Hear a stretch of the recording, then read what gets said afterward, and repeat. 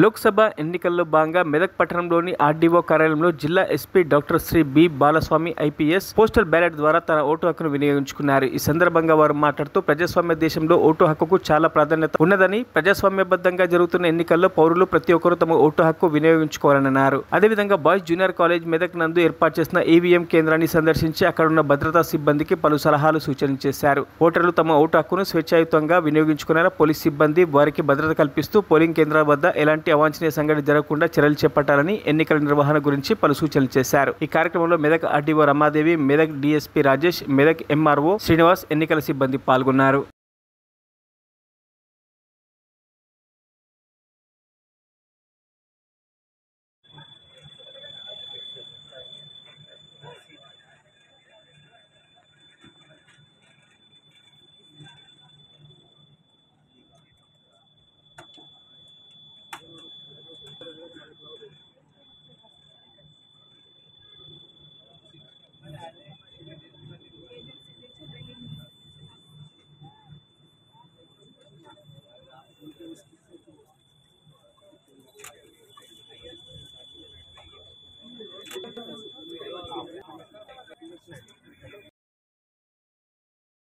మరిన్ని అప్డేట్స్ కోసం మా ఛానల్ని సబ్స్క్రైబ్ చేయండి.